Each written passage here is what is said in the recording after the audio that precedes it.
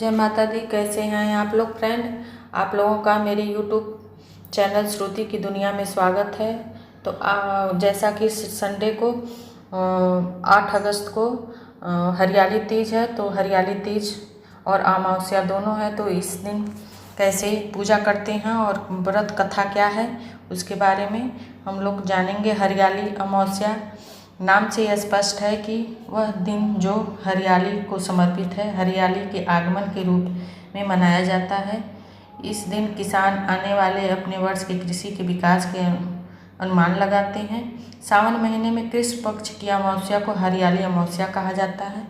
इस अमावस्या का संबंध प्रकृति, पितृ और भगवान शंकर से है। तीनों लोग के संबंध होने के कारण अमावस्या का विशेष महत्व है और पेड़ों के देवता का वास माना जाता है। इसी कारण से इस दिन लोग वृक्ष लगाते हैं। भगवान की असीम अनुकंपा बनती रहती है और सनातन धर्म में वृक्षों को देवता के रूप में पूजा जाता है। पीपल के वृक्ष में बहुत महत्वपूर्ण माना गया है क्योंकि पीपल वृक्ष में देवताओं का वास माना गया है।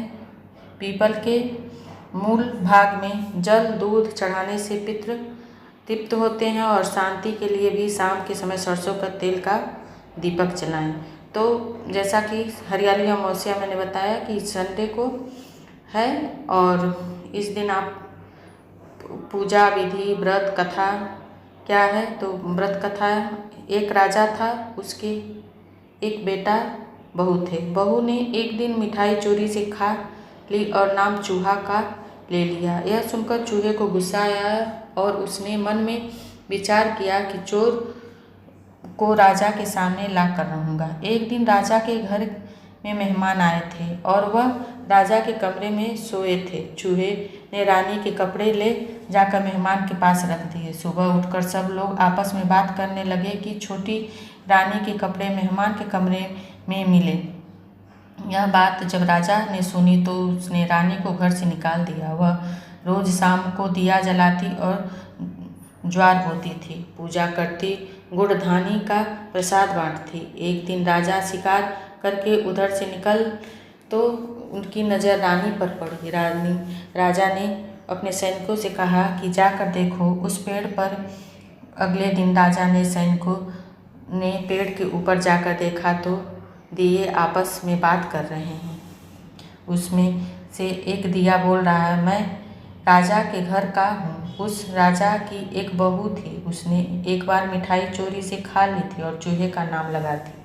जब चूहे को गुस्सा आया तो उसने रानी के कपड़े मेहमान के कमरे में रख दिया। राजा ने रानी को घर से निकाल दिया। वो राजा मेरी पूजा करती थी, भोग लगाती थी। उसने रानी को आशीर्वाद दिया और वह सुखी रहे। फिर पेड़ पर से उतरकर सैनिक घर आए और बताए कि रानी का दोष नहीं है। राजा ने रानी को घर बुलाया और सुख से रहने लगे।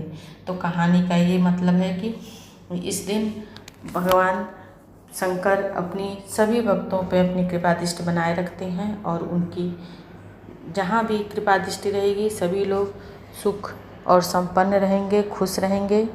तो इसी आशा के साथ मैं इस वीडियो को विराम देती हूँ और आप लोगों को यह कथा कैसी लगी प्लीज़ कमेंट बॉक्स में ज़रूर लिखिएगा। तो मेरे यूट्यूब चैनल को सब्सक्राइब, लाइक, शेयर अवश्य करिएगा अगर आप लोग नए हैं तो, और कमेंट बॉक्स में हर हर महादेव अवश्य लिखिएगा। धन्यवाद।